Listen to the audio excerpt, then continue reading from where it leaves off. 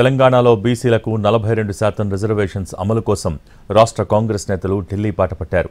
ఇప్పటికే రాష్ట్ర కాంగ్రెస్ వ్యవహారాల ఇన్ఛార్జ్ మీనాక్షి నటరాజన్, మంత్రి పొన్నం ప్రభాకర్ సహా పలువురు నేతలు, కార్యకర్తలు ప్రత్యేక రైల్లో ఢిల్లీ బయలుదేరారు. మధ్యాహ్నానికి ఢిల్లీ చేరుకుంటారు. ఇవాళ CM Revanth Reddy, deputy CM Bhatti Vikramarka, TPCC chief Mahesh Goud Delhi flight ఎక్కుతారు. CM Revanth, PCC chief Mahesh మధ్యాహ్నం ఢిల్లీకి బయలుదేరుతారు. డిప్యూటీ సీఎం భట్టి సాయంత్రం బయలుదేరి వెళ్తారు.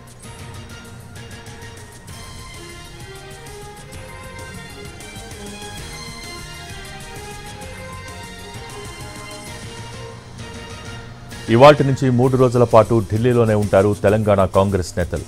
హస్తిన వేదికగా బీసీ రిజర్వేషన్ గళాన్ని వినిపించనున్నారు. అసెంబ్లీలో తీర్మానం చేసి పంపిన బిల్లును, గవర్నర్ పంపిన ఆర్డినెన్స్ను ఆమోదించాలని డిమాండ్ చేస్తారు. ఇవాళ పార్లమెంటులో కాంగ్రెస్ ఎంపీలు తెలంగాణలో 42% బీసీ రిజర్వేషన్ అంశాన్ని చర్చించేలా పట్టుబట్టనున్నారు. బీసీ రిజర్వేషన్ల కోసం పార్లమెంటులో వాయిదా తీర్మానాలు ఇవ్వనున్నారు తెలంగాణ కాంగ్రెస్ ఎంపీలు.